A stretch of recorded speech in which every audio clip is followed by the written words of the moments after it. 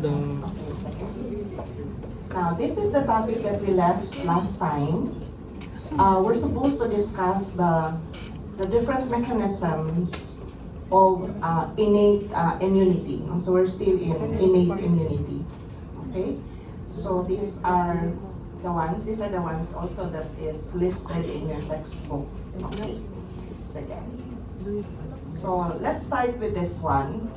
Now, it's very easy to say how adaptive immunity can identify our pathogens, right?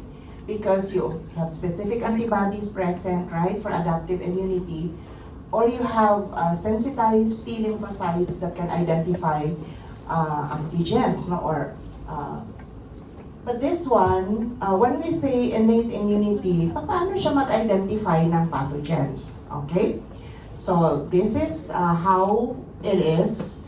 There are receptors that are present on the surface of your immune cells, and we call these receptors as PRR, or pattern recognition receptors. And your textbook referred to this also as microbial sensors. Okay? And these receptors or sensors are present on the surface of your immune cells, okay?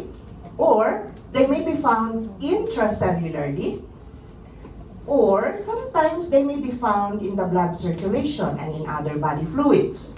Alright? These are the ones that are identified so far, that are identified as PRR or microbial sensors. The first group, we call them as the toll-like receptors or TLRs. So the book mentions that so far there are 10 human TLRs, but I'm sure that it is increasing in number now. And each of these TLRs have specific microorganisms or products of microorganisms now that they can react with. Okay. So these are examples, some of them, okay, you have a complete list in the textbook. For example, your TLR2 recognizes ligands that are expressed by your gram-positive bacteria. TLR3 recognizes double-stranded RNA viruses. And then TLR4 are specific for lipopolysaccharide, no, in the gram-negative bacteria and the others. Okay, that means that there are specific TLRs that will recognize specific products or components of your pathogen. Okay, and then the other group, we have the NAD-like receptors. NAD represents nucleotide oligomerization domain.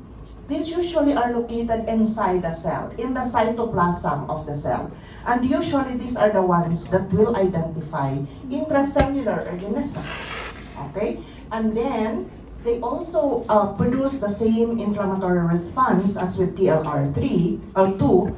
And then we have the RIG1. RIG stands for retinoid inducible gene. Also, they are found intracellularly. And they're usually the microbial sensors of single-stranded RNA. So aside from triggering the same inflammatory response, they also trigger the production of your type 1 interferon. And you know that interferon have antiviral effect. Alright, so these are so far the microbial sensors or the PRRs. So if we will look at this illustration, this is an immune cell, so it may be a macrophage, a neutrophil, or whatever. That's the nucleus that you have there. And you can see the TLRs as demonstrated this way. So these are found on the surface, okay? And then they are ready to react with the corresponding products of your organisms, and we usually, we refer to this as the PAMPs, or the pathogen-associated molecular patterns, okay? And then there are also the ones that are found intracellularly. So that, we said that there are products of pathogens, okay, that are identified by your PRRs, and we call them as your pathogen-associated molecular pattern, or PAMPs. And there are different types of microorganisms that will express also different types of PAMPs. These are examples listed. Nucleic acids, for example, of microorganisms, of viruses, whether it's single-stranded or double-stranded. The proteins that are present in your pili, you remember the pili and the flagella, so we call them as pilin and flagellin. The lipopolysaccharide of your gram-negative bacteria, and then the lipoteichoic acid that are present in the cell walls of your gram-positive bacteria. And then carbohydrates like mannan and glucans that are present in both bacteria and fungi. So these are the ones that are usually identified by your PRRs, as we have listed a while ago. Okay, what happens now? When PRR binds with specific pumps, they usually activate transduction pathways that will promote the following. So they cause antimicrobial and pro-inflammatory functions of the cells, expressing cytokines. So like interleukin-1, tumor necrosis factor alpha, and interleukin-6, and these are the ones, as I have mentioned, that will mediate an inflammatory reaction. Most of the time, your acute inflammation. So these are the inflammatory cytokines. Kaniging tatlo, hindi sila magkasama palagi. Tumor necrosis factor alpha, interleukin-1, and interleukin-6. Okay? And then, at the same time, okay, these activated immune cells may also release other cytokines that will initiate already the activation of the adaptive immunity. All right? So the other one is the expression of your type 1 interferon, as we had mentioned, producing an antiviral effect. Okay? And then, we have this illustration to show us, right, the reaction between, so this is the pathogen, this is the product of the pathogen. We call it as what, Ganit? What do we call it? PAMs, okay, pathogen-associated molecular patterns. And these are recognized by corresponding PLRs, right? Or PRR, that are present on your immune cells, right? So this one is presented, and then these will be digested, and then they will be presented to your T lymphocytes, either your T helper or T cytotoxic cells. However, this is the direct effect, right? So this one is a macrophage. This one is a polymorphonuclear. That means whenever this PAMs is being received by the corresponding PRR, then they can be phagocytosed and destroyed. Okay? So this is what we call as PAMs, right? But on the other hand, we also have what we call as DAMP. DAMP means what? Danger-associated molecular pattern. So that means that it is not just pathogen that will cause this reaction, but we do have products of injured cells, right? Or destroyed cells, or stressed out cells. So there are products of cells, right, in the body that can release what we call as DAMPs, or danger-associated molecular patterns, and then the procedure of destroying is the same as what we have here, okay? So we have PAMs coming from pathogens, DAMPs coming from cells, right? Injured cells in the body, or stressed out cells in the body. Alright? So, isummarize na to, no? Ang sabi nito, ang PRRs are present on the surface of your immune cells. Or dili necessarily sa surface. They may be found intracellularly in the cytoplasm, or sometimes, as we have mentioned, they're found in body fluids, okay? Whereas, PAMs are structures or products of your pathogens, okay? And then PRRs are generally glycoprotein. PAMs, depending on the type of product that you have, it can be carbohydrate, it can be protein, it can be a nucleic acid component, okay? And then, as mentioned, PRRs will include the TLRs, the NAD-like receptors, and the RIG-like receptors. And then the PAMs will include what? Flagellin, pilin, right? Your lipopolysaccharide, peptidoglycan, teichoic acid, and nucleic acids. Okay? So we believe that we will proceed to the next mechanism. We have the cellular components and the phagocytic activity as far as innate immunity is concerned. So this one, of course, we're familiar with the phagocytic cells that we have in the body. And then, Other cells are also involved in innate immunity. Of course, you know the role of your natural killer cells, right? And your ILC or innate lymphoid cells, all right? Then, we must not forget that a significant component of your inflammation, whether it is acute inflammation or chronic inflammation, is phagocytosis. Diba? Whenever you have inflammation, diba parang mag-inflame ang tissue, and there is some sort of tissue injury, right, and repair that will undergo at the same time. But a significant component of your inflammation is phagocytosis. Diba? We know that in acute inflammation, the predominant cells there are what? Neutrophils, right? Neutrophils are recruited from the blood circulation and goes into the site of inflammation. And what's the function of your neutrophil? Phagocytosis. In chronic inflammation, the predominant cells are what? Macrophages. And what's the function of the macrophage? Phagocytosis. Because when you have inflammation, di ba we said, the inflammatory cells that I have mentioned, is of course trying to destroy the antigen as much as possible, not the local site. Okay, say that. And whenever you have inflammation, the cardinal sign of inflammation is what? Whenever you have inflammation, what is the most common clinical manifestation that you have? Fever. Diba? Maghilanat. Mag-increase ang body temperature. And I'm sure that you know what is normal, and you know that the thermoregulatory center is found in the hypothalamus. And there are so many products of your pathogens. And there are products of your immune cells, cytokines, that will act as an endogenous pyrogen.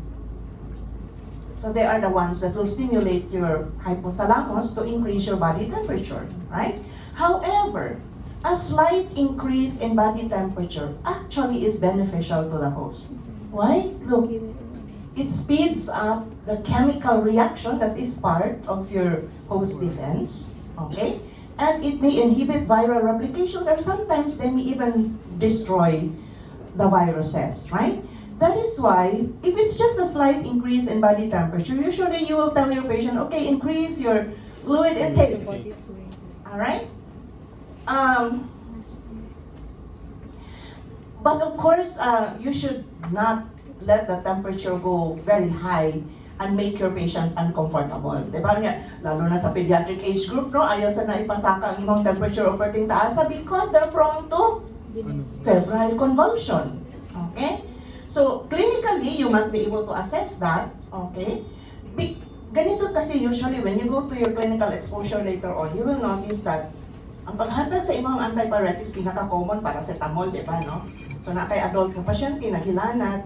Okay, so your request in the chart will be what? Paracetamol, 2 tablets every 4 hours for temperature 38.5 and above. Right? Kasi a slight increase in body temperature is part of our defensive mechanism in the body. Okay? So yung pag-ingunan, di mo struktura ba na, dili daw mahatang ko sa antipyretic. Ayaw, mabasin.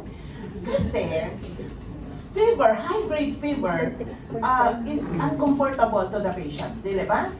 And one of our aim as a physician is what? You have to relieve the discomfort of your patient as much as possible. Alright? Sige. We will not go into the discussion of this one. I am sure that you're experts on this one already. The process of phagocytosis, right? You had a very nice pre-lab discussion of this one already, right? Okay? We must not forget that you have substances that can attract your phagocytic cells towards the site of inflammation, right? And the most important one that you have there is a product of complement activation, right?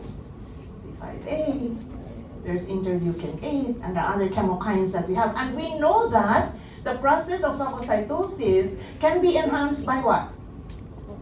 Can be enhanced by opsonins, right? And what are the most common opsonins that we have? IgGR. Another product of your complement, which is your C3b. Alright, so as I mentioned, I will not go into the process of phagocytosis. You know that. But what really happens inside a phagocytic cell? How does it destroy the organism? Most of the studies that are being done refers to phagocytosis of bacteria. But what happens inside? Look at that, acidification in the phagosome. Diba I told you last time that most bacteria cannot survive in an acidic pH. Yes. But the pH inside your phagosome is between 3.5 to 4. That's detrimental to your bacterial growth. And then, this one is supposed to be not part of acidification, but this is part of what's going to happen intracellular in your phagocytic cells. MPO stands for myeloperoxidase. When it is coupled with your hydrogen peroxide, yes, they produce one of the most powerful antimicrobial agents that we have.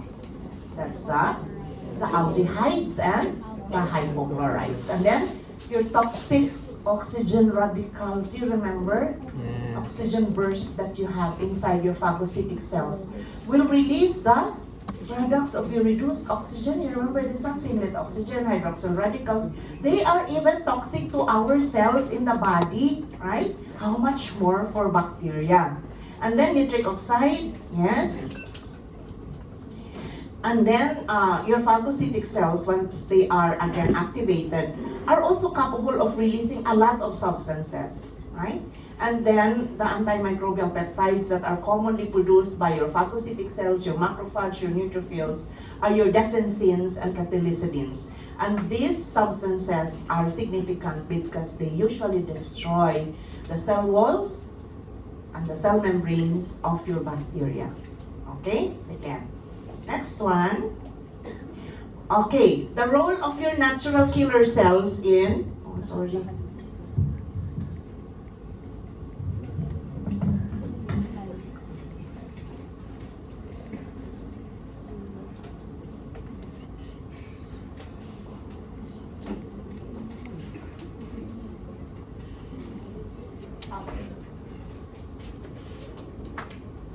Natural killer cells. What are natural killer cells? What are they?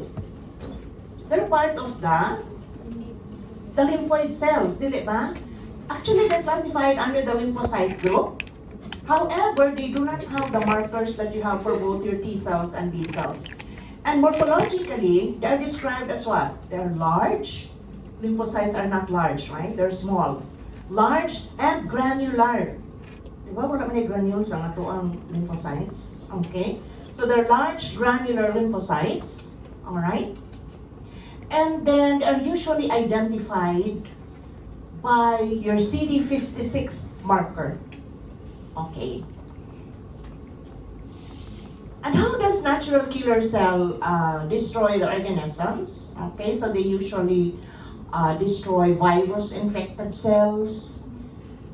They destroy other intracellular organisms. You can have bacteria, you can have fungi inside your intracellular organisms. Tumor cells also. These are the receptors that usually are present on the surface of your natural killer cells. Your lectin-like natural killer cell receptors and your killer immunoglobulin-like receptors. Okay. The principal activators of your natural killer cells are interleukin-12 and interleukin-15. Which are produced by macrophages. Alright? And then once these natural killer cells are activated, there are two very significant substances that are released. We call it as granzymes and perforins. And these two substances are responsible for the direct cytolytic effect on target cells. Direct cytolytic effect on target cells. Ano sa ganito ang target cells? Intracellular organisms, right? You can have virus-infected cells, other intracellular organisms, and tumor cells. Alright.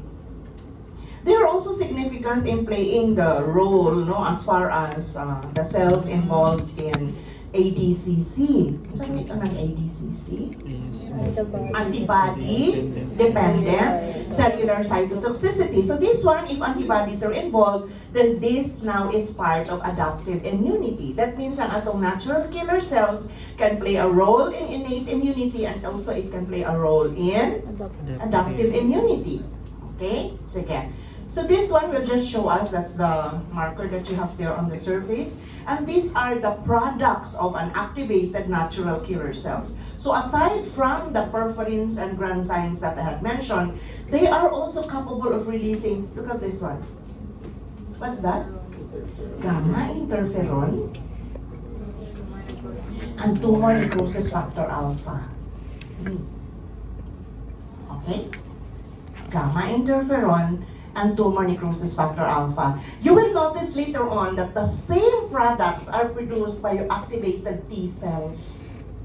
So it is mentioned that natural killer cells plus the ILCs that we will discuss in a while are the counterpart of innate immunity with the adaptive immunity. But mas faster ang iyahang response.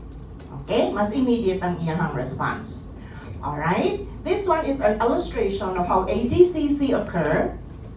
So this is your tumor cell, which is supposedly the target.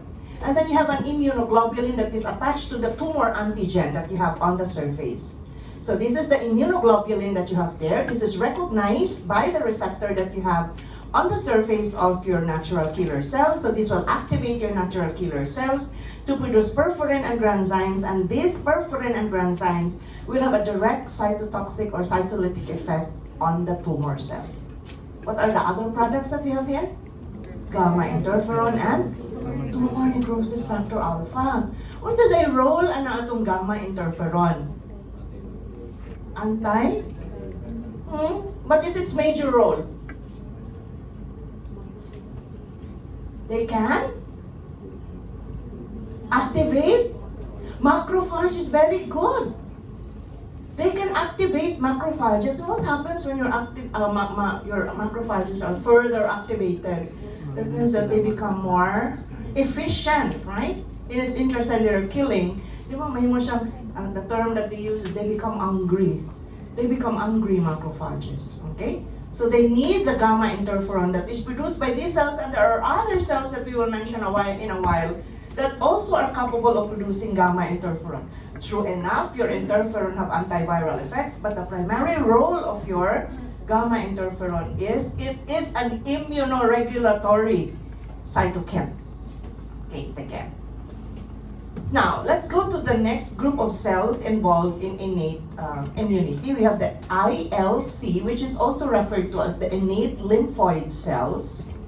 There are also bone marrow-derived cells. They look like lymphocytes, but they do not have the markers also for lymphocytes. And they produce cytokines that are similar to those produced by T cells. Oh, this one again, counterpart siya sa atong adaptive immunity in the innate immunity. Predominantly present in the skin, the intestine, and in the lungs. And as I had mentioned, they are, the first one that responds, whenever your organism enters the body. Okay. So this one, 3 groups of ILC. Group 1, Group 2, and Group 3. Okay? Sige.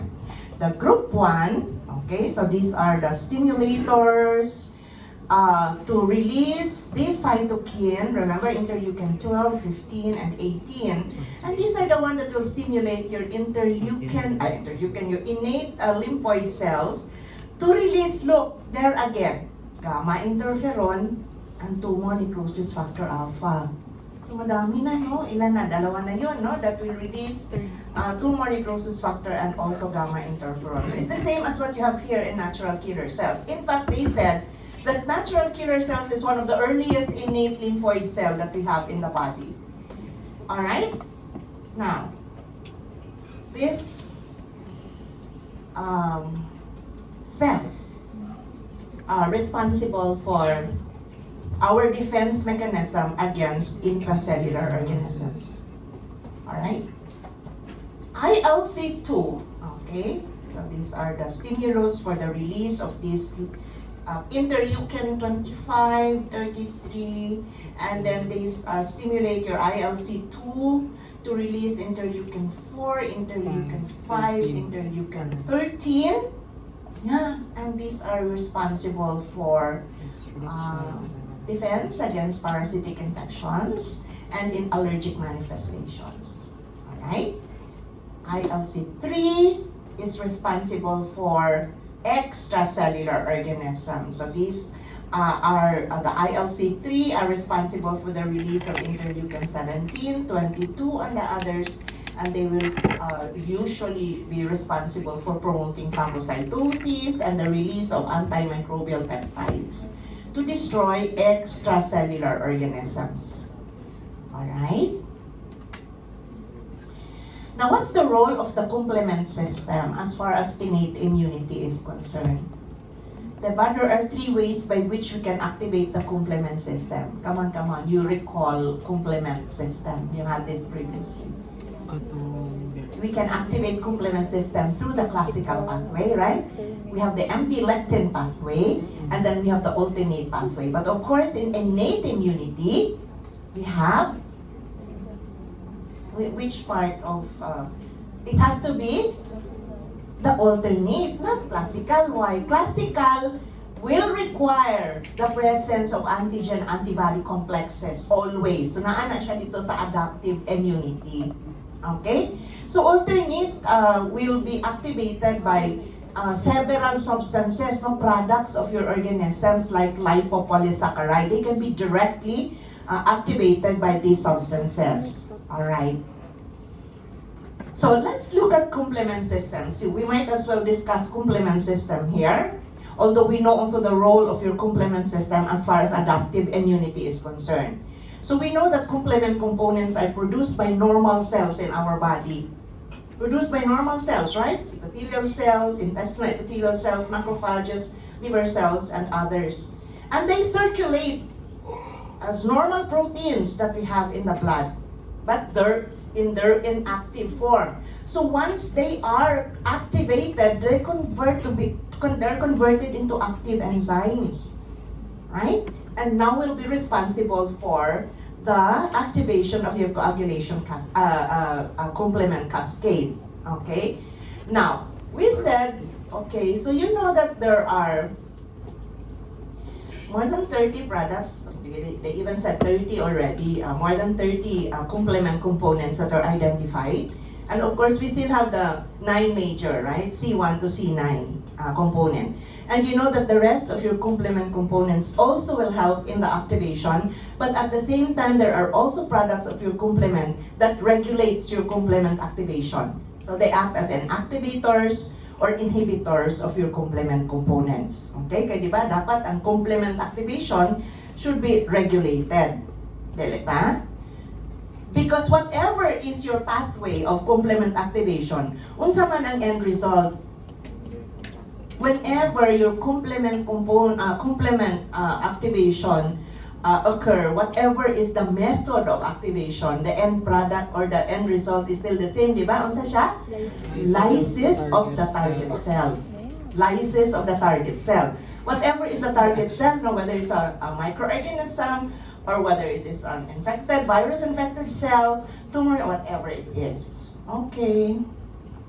Sige. Sige nga. Para review lang. Where do you want to start? Classical or alternate? Sige, classical. Kung classical siya, always will require the presence of an antigen-antibody complex. Do you know what type of immunoglobulins can activate the complement? Lima man naka-type, diba, of immunoglobulins. Alin doon ang maka-activate sa ating complement system through the classical pathway? IG, G, and IgM. Very good. Okay, so which one is activated first?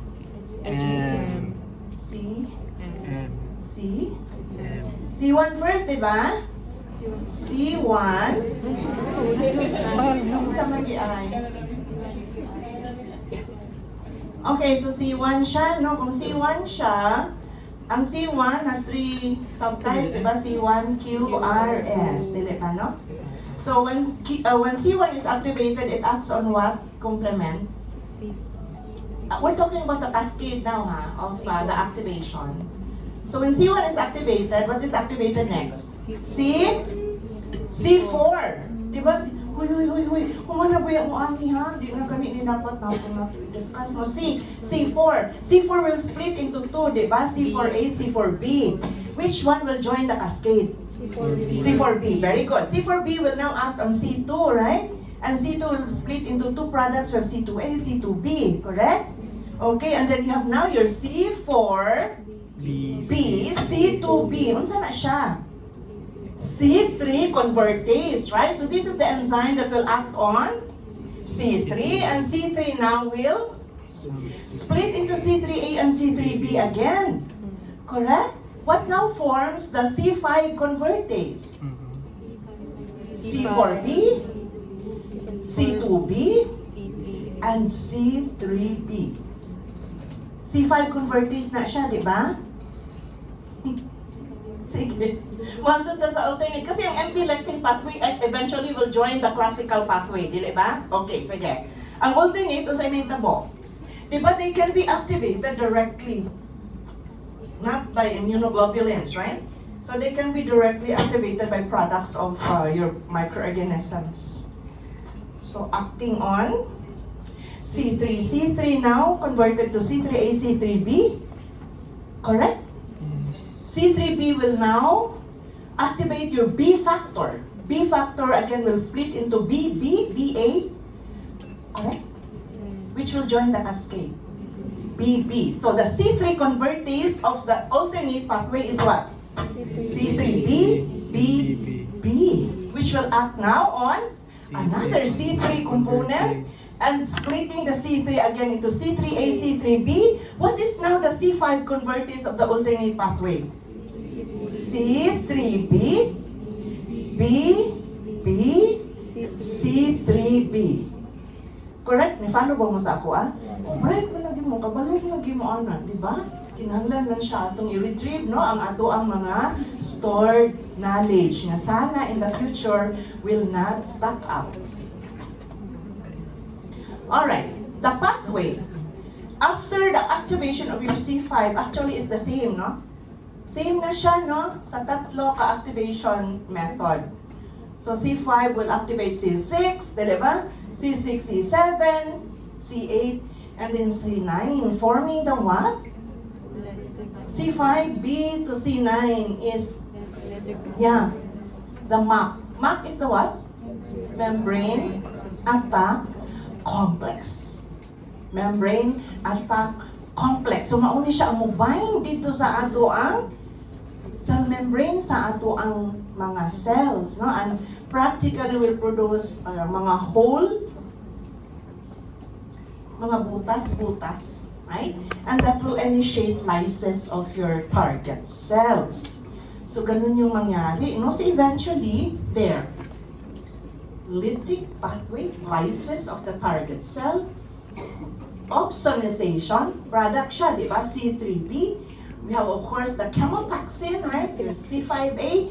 And then, we have anaphylatoxins. Product po ni siya, no? Kasagaran ni siya, C4A, C5A. Mao ni siya ang atong i-consider as anaphylatoxin. Unsa man ang anaphylatoxins? Ingani ni siya, no? Ingani ni siya. Kung naatay type 1 hypersensitivity reaction, unsa gani ang hitabo? The allergen enters the body, whatever is the mode of entry, okay? And then the allergy will stimulate what? The allergen will stimulate what? The production of specific IgE. Correct? Okay. IgE now will attach to receptor sites on the surfaces of your mast cells and basophils. Correct? Nothing happens. Masensitize lang ang ato ang cells. Di ba? When you encounter the same allergen in the future, what happens? The allergen will react right away to the specific IgE that are found on the surface of your mast cells and basophils, and that will trigger the degranulation of your mast cells and basophils, releasing what? Oh, a lot of vasoactive amines, the most important of which is what? Histamine. Histamine. Alright? So that, what is is the role of the anaphylatoxin? Actually, your anaphylatoxins, your C3A, C4A, C5A, can attach to receptor sites on the surfaces of your mast cells and basophils directly. And they can cause the degranulation and the release of your vasoactive amines without the presence of your IgE. Muna pangalan siya, anaphylatoxins. Okay? Sige. Look at this one. These are the other components of your complement that will act as what? Diba, ningon ko, the complement system by itself, they also regulate their activation, right? Kasi di naman pwedeng palagi silang ma-activated and they will destroy normal cells in the body. So, kung maingan ikaw, C1 INH, that's inhibitor. Okay? Or C3A INA, that's an inactivator. Okay? And so on and so forth. So this will just show you that the other complement components have their role also. So aside from promoting activation, some of the products also can inhibit or inactivate their own components to regulate your complement activation. Alright? Sige.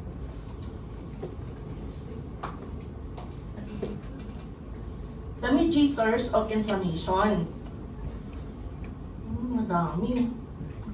So, ang atong mga immune cells, yung macrophage in particular, when they are activated, are capable of releasing these powerful inflammatory cytokines. No? So, interleukin 1, interleukin 6, and 2 more necrosis factor alpha.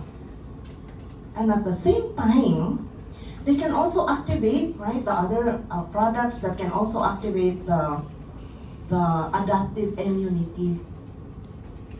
Okay? So, maano ni Sharon ang parang relationship between innate immunity and adaptive immunity. So, there are products when your innate immune cells are activated, there are products that can initiate actually the activation of your adaptive immunity. Alright? So for example, cytokine and tumor necrosis factor alpha are produced by macrophages and your T cells. So target cells and its biologic effects. So endothelial cells and activation of your macrophage. So they can induce inflammation and they can also activate your coagulation factors. Okay. Interleukin 1 are also produced by macrophages and endothelial cells. So again, ang targets, endothelial cells, and then activation of macrophages, also interleukin 6.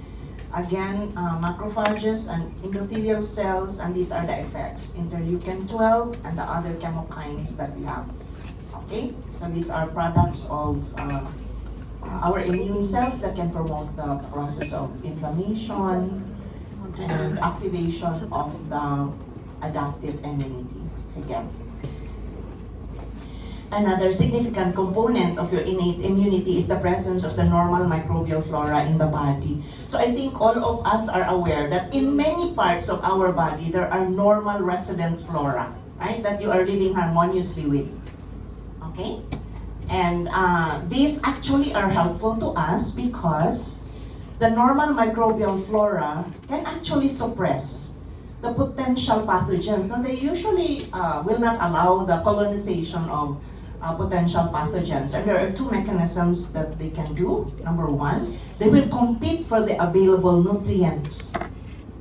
And therefore, the nutrients become unavailable to our potential pathogens. And secondly, they're capable of releasing inhibitory substances that will inhibit the growth and multiplication of the potential pathogen.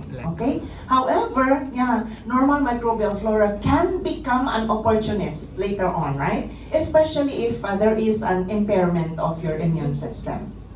Dili ba? Parehas anang kanang imuhang Candida albicans is a fungi, right? It inhabits in the oral cavity. Kani lang siya, no? That's part of it. And even when you break the continuity of the epithelium in the oral cavity, whether it is in the tongue, whether it is in the gums, or wherever it is, di ba kung makagat mo yung labi mo or makagat mo yung tongue mo, di ba? You notice that a few days after, nakaisingaw, We call it as oral thrush. And these are caused by Candida. Candida is a normal inhabitant of your oral cavity. If your immune system is normal, then you live harmoniously with your Candida. But if you break continuity, if you break barriers, diba? They can become an opportunists. Okay? And then you will have what we call as endogenous infections, meaning organisms caused, the organism caused infection. Organisms normally part of your immune microbial flora can now become a pathogen. Okay, so this illustration will show you the communicate or the relationship between innate and adaptive immunity. And I think we have mentioned already the characteristics of your innate immunity versus your adaptive immunity. We have mentioned that already. So these are the innate cells, innate lymphoid cells that we have. Okay.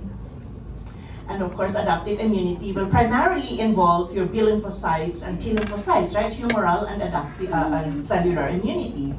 And then of course, we know that as mentioned, there are products of your cells in the innate immunity that can actually activate your T lymphocytes or again, products of your natural killer cells that can initiate your adaptive immunity. Or your natural killer cells through your ADCC is actually part of your adaptive immunity already. Okay, sige.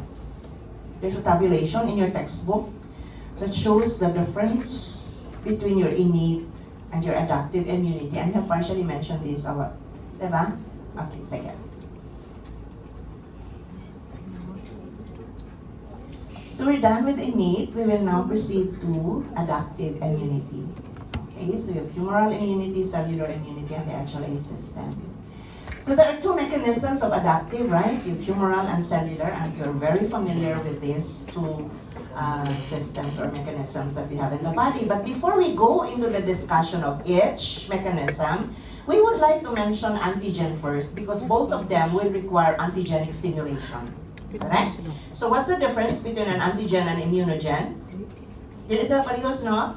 Not all antigens are immunogens, right? Because immunogens or complete antigens are the ones that can elicit a stimulation of your immune responses, whether humoral or cellular. But an incomplete antigen, which is also referred to as an hapten, right, are incomplete because they cannot stimulate an immune response by itself. They have to be coupled to a larger protein molecule before they can become immunogenic. Okay. So you know what's an antigenic determinant, right? In a large antigen that you have, you know that these are made up of several specific antigenic determinants. Okay. We also call it as what? The epitope. Okay, sige. What are the properties of a good immunogen? When do you consider an antigen as a good immunogen? Number one, the larger the molecule is, the better immunogen it is. The more complex the component is, the better immunogen it is. Mabitaw na ang pinaka-best immunogens are proteins, right? Because of their complex amino acid component. Okay, insoluble molecules are better immunogens rather than soluble ones. Okay? Those that are structurally stable are better immunogens. Kung katong mga unstable katong mga gelatin, mga gelling, so mga unstable na sila. So they're considered as poor immunogens. Antigens that are rapidly digested are poor immunogens. That means that your antigens, in many instances, they have to be partially digested, just enough to expose the antigenic determinant. That is in relation to an immune response. Okay? Sige. We always think that antigens come from the outside, right? But there are parts or sites in our body, or there are products that are not recognized by our immune system as self. Okay? Like what? Those sites in the body that are not drained by your lymphatic circulation. And therefore, they get into contact, practically they do not get into contact with your immune cells. So wala silang mailhin, no? For example, what are the examples that we have?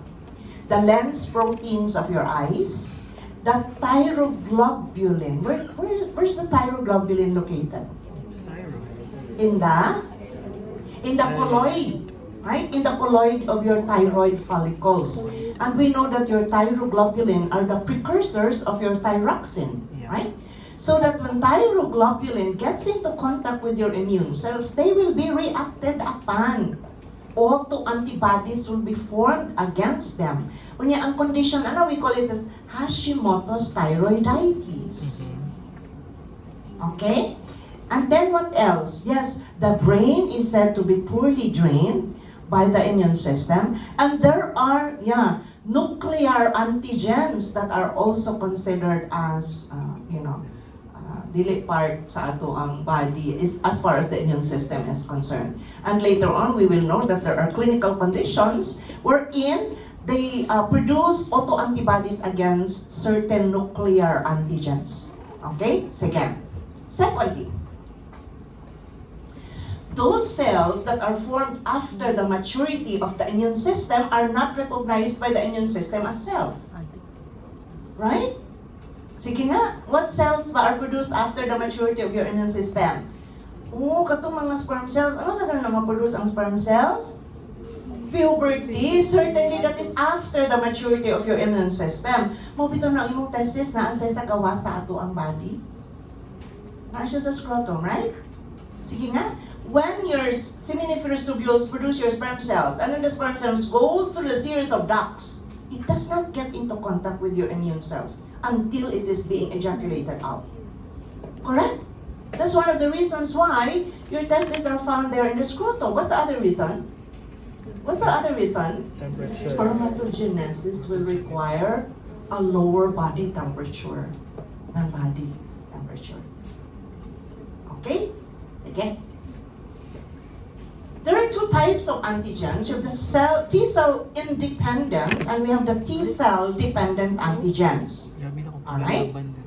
When you say T-cell independent, that means that they do not require T-cell recognition before an immune response can occur. They do not require antigen processing. And may usa ka example ani. The pneumococcal capsular antigen, the polysaccharide capsule that you have of the pneumococcal organism, Streptococcus pneumoniae, okay, can actually stimulate your B cells directly, right? So when B cells are activated, they proliferate into plasma cells produce antibodies. Alright? But most of the antigens that you have in the environment will require T-cell recognition first before an immune response can occur. They will require antigen processing, and most of these are protein in nature. Di ba, iani siya, no? Kasagaran yun, muagi yun siya sa T-cell usa. Ay pa, makaproduce of immune response. I think in your previous lecture, you know that there is a cooperation between your T-cell and your B-cell, right? Cytokines are produced by your T helper cell that will activate your B cells to produce B cells to proliferate into plasma cells. Without that, wala kay antibody production that will be produced. Okay? That's your T-cell, B-cell cooperation, and that's very important. Sige nga, kani siya. Nga naman, okay, sige, HIV. Familiar with HIV, right? What's may target sa atong HIV? What's the target of your HIV? Primarily, they are the CD4 positive cells. And that the primary one, of course, is your T helper cell. Diba? Muna siya i-destroy sa atong HIV. Pero nga naman, nga ang atong pasyente with AIDS, there is a total breakdown in the immune system, both humoral and cellular. Kasi kung T helper lang ang iyang target, cellular immunity dapat lang ang deficient, di ba?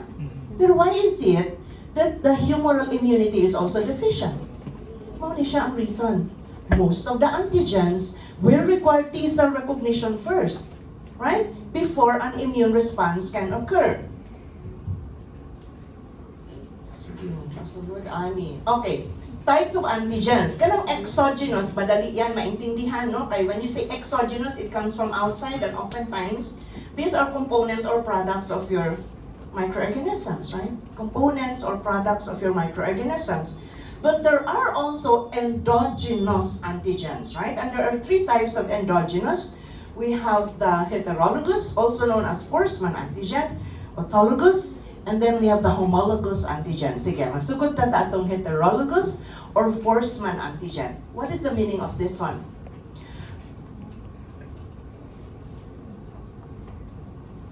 Okay. Similar antigenic determinant can be present in two completely different cells. And therefore, antibodies produced against one cell can cross-react with a similar antigenic determinant in another completely different cell. Okay? Sige. Sige. Example. You're familiar with rheumatic fever, correct? I'm sure that you had this before. Rheumatic fever, correct? Which may eventually lead to rheumatic heart disease. Dili ba? Okay. So, unsay mechanism ana siya? Is a post-streptococcal disease. Post-streptococcal disease. So, in patients with rheumatic fever, you should establish a previous streptococcal infection. Whether streptococcal sore throat or streptococcal skin infections. Because after you recover from these infections, they produce antibodies, right? Now, since there's a similar antigenic determinant that is present in your streptococcal organism, present in the heart muscles, and present in the glomerulus of the kidney, then whenever you produce antibodies against your streptococcal organisms, these antibodies will cross-react with a similar antigenic determinant that you have in the heart, producing rheumatic fever, or in the glomerulus of the kidneys, producing acute glomerulonephritis. Understand that one? Okay? Remember that, huh? That's the mechanism of rheumatic fever. I'm sure it will be asked again when you go to pediatrics. Okay? Sige. Nasabtan to.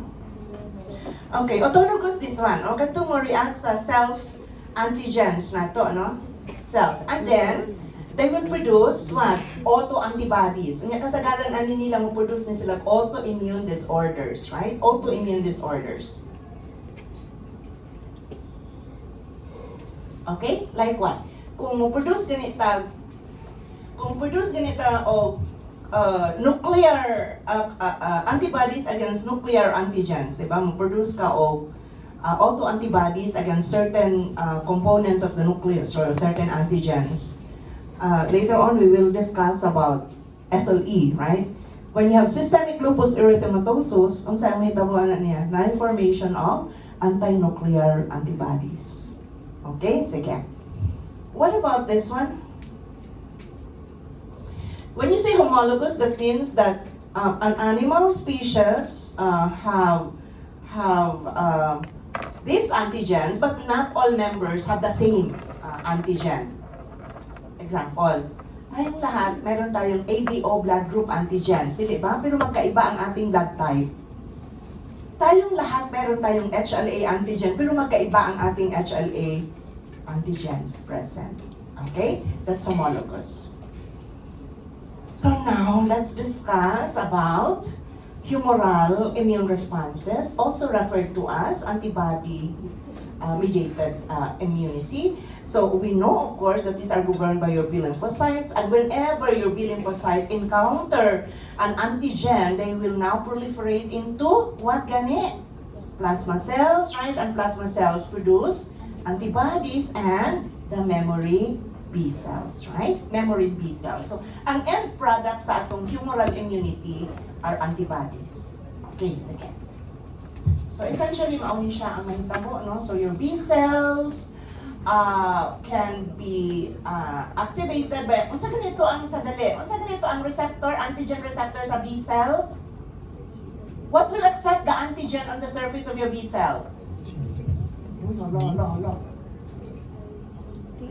IG immunoglobulins, di ba? IgD and IgM. Okay, hala-hala. Pag-ibals, baya tainid kasunod si mama. Oh, but congratulations, the results of your first evals was very good. Very, very good. I hope ma-sustain na siya. Kasi ang mangyari usually, hindi ka bita mang-dive ang inyong grado. As in, mo dive yun. Dapat hindi ha, ma-sustain siya. Tipid na dyan. So, mag-sustain ka, ba't yun nag ito? Sabi ko. Nag-face mask. Wala na ka. Sino na ganito? Ang face mo? Third, second. Okay? Sige. So, the antigen enters the B lymphocyte. The B lymphocyte can process the antigen. And then the antigen will be presented to your T cells. And then T cells will produce cytokines that will stimulate your B cells to proliferate into plasma cells. And then plasma cells produce antibodies. So, essentially the same. Yung ani siya, no? Okay, sige. Wala naman ko uniform. Morning, Okay.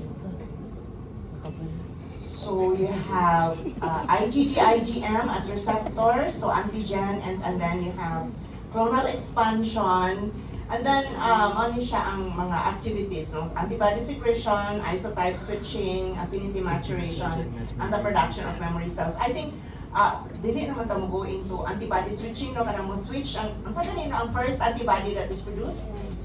M. Diba, after production of M, diba, mag-change ang atong genetic structure niya. Human ang IgG na po mo-produce. So, change na po, niya, then other types of IgG. And that occurs in the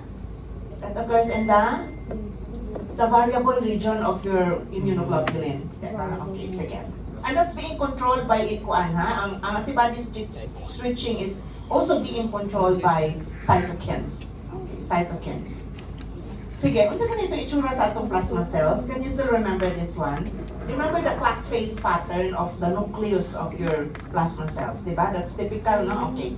Now, in the plasma cells, you have numerous rough endoplasmic reticulum, and that is where your immunoglobulin molecules are produced, diba? That's where heavy chains, your light chains, and the other components of your immunoglobulins are produced in the rough endoplasmic reticulum. It is also in the RER where these components are assembled until you produce the complete immunoglobulin molecule. Alright, now, a mature plasma cell has a lifespan only of 3 to 6 days. Okay? And that's how long they keep on producing the antibodies. Alright? And what are memory cells? Is there a specific morphology that will identify your memory cells, whether it is T cell or B cell? Wala, no? They look the same. Okay? Morphologically, they look the same. Except that they are said to have a longer lifespan compared to an unstimulated one, and they are usually located in the germinal center. Unsa ganito ng germinal center? These are the, unsa ganito siya, primary or secondary? Secondary lymphoid follicle, di ba? And then you notice that in the secondary lymphoid follicle, you notice that the follicle appears light stained, di ba? The center is light stained, and then the cells are larger in size, right? And that indicates that your B lymphocytes in that follicle is being stimulated. Remember, wherever it is, whenever you have lymphoid follicles or lymphoid nodules, B cell area na siya. B cell area. So the B lymphocytes in those areas, when it is a germinal center, that means that it has been stimulated by an antigen, and that is where most of your memory B cells are located. Okay? Memory B cells are located. Yeah, look at this statement. The memory cells, the antigenic specificity of your memory cells remain the same as the parent cell. Understood din siya, no? Di ba? Diingon man ta, each lymphocyte that you have in the body is programmed to react to only one type of antigenic determinant. So, ang antigenic specificity sa atong memory cells, parehos ra siya sa parent cell. Okay? Second. Let's look at antibodies. So we're now in the humoral immunity. Okay, so we're not going to the details. So antibodies, you are very familiar with your antibodies, right? Yeah. So they are also referred to as immunoglobulins, very specific in their activity, right? So antibodies can only react with the antigen that has produced, stimulated its production. Very specific, okay? Sige. Then, yes, we know that the highest concentration of your antibodies are found in the serum, and that's good for us because it's very easy to obtain your serum sample. Although we know that antibodies can also be detected in all other body fluids that we have in the body, okay? Now, since your immunoglobulins are proteins, right? They're made up of globulins, and therefore they can stimulate the production of antibodies against themselves. And we call this as what? Anti-antibody or anti-globulin. So when you are able to hear the term anti-globulin, it refers to an antibody directed against an antibody. Okay, sige. On this one, we will not go into the details of this one. You're all familiar. How many types of immunoglobulins do we have? 5. And the basis for naming or classifying the immunoglobulin is based on what? The what? The type of? Heavy chain. Huh? Heavy chain. Okay. Gusto na, babe. Heavy chain. I'm sure. Ay, ipangluka nila ba? Ipangluka niya sa pharma. Pero bright mo daw mas pharma. Yung si Dr. Serma. Yes, to. Lagi na. Okay lagi na ining sugod. Pero ini kasunod lagi. Oy, ha? Magdahil yun ha? Ayaw ipadahil ko maayo. Magdahil lang gamay pero ayaw na pinakamubo. Kaya sometimes, the grades can go down as how many points? So, sabi, napulo ka points, 8 points. Oh my God. Grade na ha, grade. Hindi na score. Ayaw po ka ano, malubatan ka na. Lubot ka. Dili kaya gusto tag failures, no? Kaya as much as possible, we want you to pass, no? But you have to deserve it. Ngayon ako daw histo. And 75 is always 75. It's never 74. With 31. Okay? Sige. Pero wala pa man, may palagi mag-ginang pathology, ma-champion. Kami di kami champion. Champion ka Paano na. pinapirmi ang champion, di ba? Champion sa mga. Sige. So, nakalita kong istorya. Okay. Heavy chain. So, 5 types, right? Alpha 4. IgA gamma 4. IgG. Mu 4. IgM epsilon 4. And delta 4. Okay, very good. How many types of light chains do you have? What are they? Kappa and lambda. 2/3 of your immunoglobulins have what type of light chain? Which one is more predominant? Alpha? Gamma or lambda? Kappa or lambda? Kappa. Pero what is important is, right, dapat homologous yun, di ba? Ang imuhang heavy chain should be homologous and your light chain should be homologous, right? Otherwise, you're not normal. Sige nga, we will not go into the details already of the characteristics. Ganito na lang. Yes, no. Ganito na lang. So, Brightman mo, no? Sige. Yes, no. Which Actually, review man eh. Which immunoglobulins act as antigen receptors on your B cells? Dapat na nasa utok palagi ha. IgD. So, IgG, IgM. Which immunoglobulins can activate the complement system? IgM and IgG. Which immunoglobulin can cross the placental barrier? Which immunoglobulin? Jen. Jen, tawag ka si Jen Marie. Jen. Jen, di pa mag-cross sa present. Jen. Ang A mo ito mga tumamit. Sa milk, sa breast milk, saliva, tears. Pero ang mag-cross si G.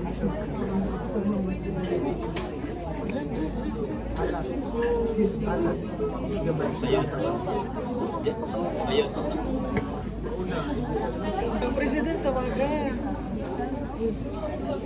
President ko ni Kawan. Lingkod lang mag-ilang.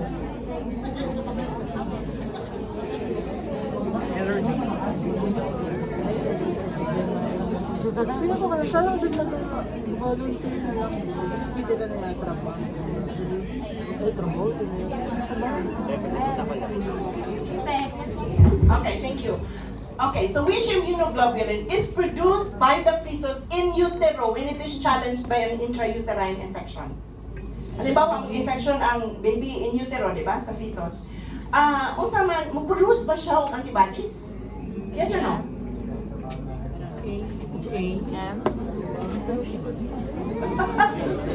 Yes or no? Yes or no? Who says yes? Uy, kung si Untang Murun, who says no? Abstain. Uy, wala mo answer na. Unsa naman ni? Tapos balik. Okay. Sa mga mata na. Any IgG that is present in the baby always come from the mother. The baby cannot produce the IgG. Mo start lang siya producing IgG after birth when they are exposed to the antigen. What about inside the uterus? Yes or no? Yes.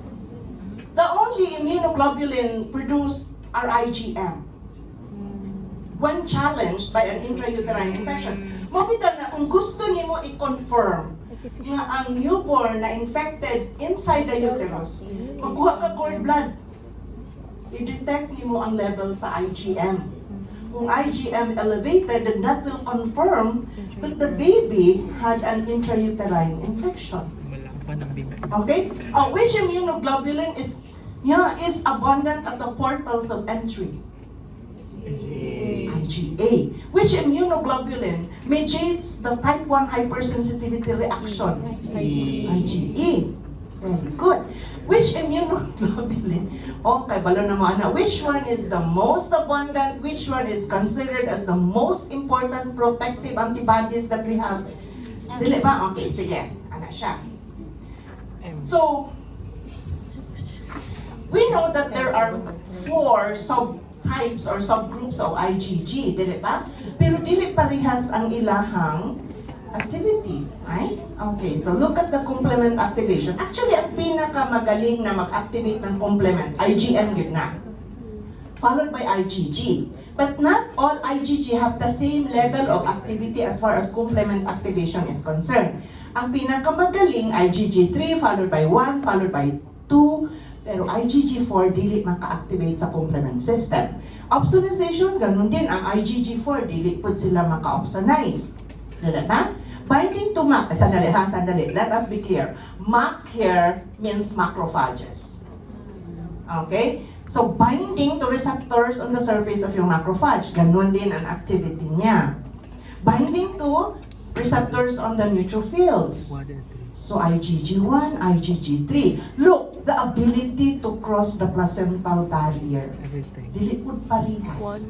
The least that will penetrate the placental barrier is your IgG2. Take note of this one na, oh my God, igawas din siya sa board exam. Okay? Sige.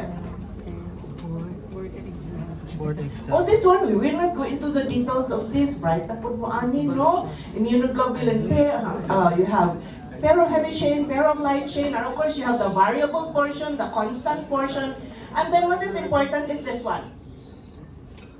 Where does the antigen bind? When you have antigen-antibody reaction. Nani siya, no? FAB means what? What's the meaning of FAB? Antigen binding fragment. Ani siya din sa duha ka arm, no? Kani siya, mao ni ang ato ang antigen binding area.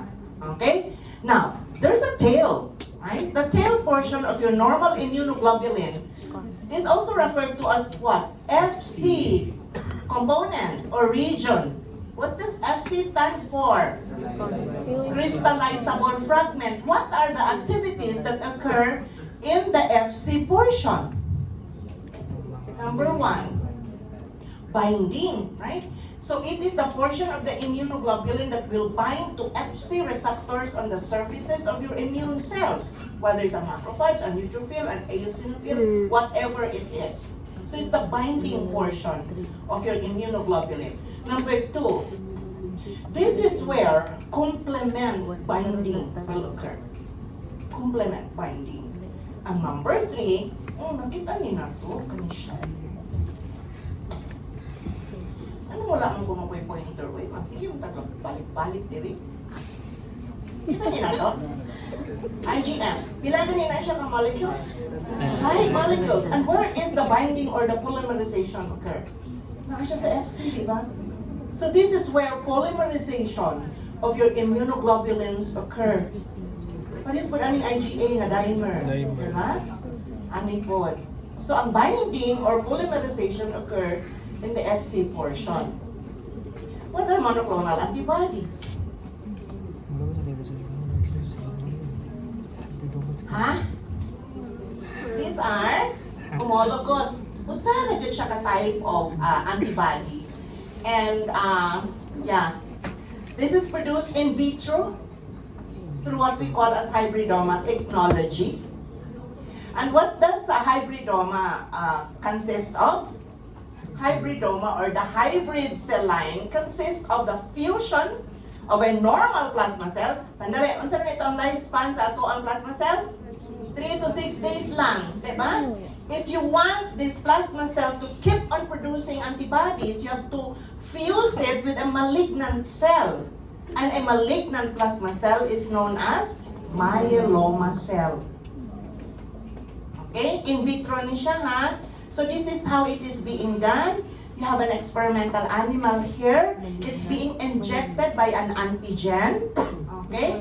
And then after several days, okay, this animal is sacrificed and then we get the spleen and we are able to at least identify the antibody-producing plasma cells, no, in the spleen. This is now harvested and then these cells are allowed to fuse with a myeloma cell. Fusion. So incubation period. And then, after that fusion, there will be the production of different types of antibodies. Di ba remember, ang antigen nga imuhang gi-inject na ay several antigenic determinants. Dili ba? So, now you have several types of antibodies that are produced. Then now you will be able to at least decide which one you like to propagate. So you harvest the ones that you like, and then you propagate it. That's how the monoclonal antibodies are produced. Okay? Sige. Unsay purpose sa atong monoclonal antibodies, my God, if it is available in our laboratories, it will make our life much easier. You know why? You can identify the organism by just adding a drop of your monoclonal antibodies. Tapos ka na, hindi ka na mag-culture, hindi ka na mag-biochemical test. Diba? So identification of microorganisms, you can identify your lymphocytes, your tumor cells, your HLA antigens, no, if it is available. But it is not routinely available in the laboratory. And monoclonal antibodies have been used in immunotherapy. So it has been used in suppression of your immune system, especially in those patients who are to undergo transplantation.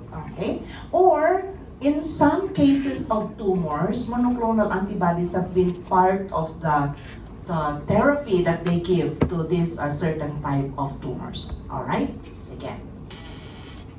Therefore, if we will now try to summarize, how does the humoral immunity or how does antibody protect us? Number one, they neutralize toxins. They neutralize organisms that are found extracellularly. Remember, antibodies cannot destroy intracellular organisms per se. They cannot. They have no access on intracellular organisms. So they can destroy, neutralize, they can opsonize, they can agglutinate organisms, okay, to facilitate the process of phagocytosis. Yes, antibodies can have bactericidal or lytic effect together with the complement system. You remember the complement system, the classical pathway of the complement system. And number three, yes, antibodies can act as blocking antibodies. They can block receptor sites. Kanina lang, you're familiar with viruses, right? Viruses are obligate parasites of living cells, right? They have to parasitize a living cell. And then, the initial step of parasitism to a living cell is what? They have to attach to a receptor site on the surface of your host cell, right? So if these attachment or receptor sites are blocked by your antibodies, then the virus cannot attach, and therefore no viral infection will occur. Okay? So it's not just for viruses, but they can also block receptors for toxins. And toxins cannot enter the cell, and therefore it cannot act its effect on the target cell. So this is how antibodies protect us. Okay, sige. Mahuway sa ta? Yes. Nindot ninyo, no? Sige, we'll rest for a while and then we will proceed to the next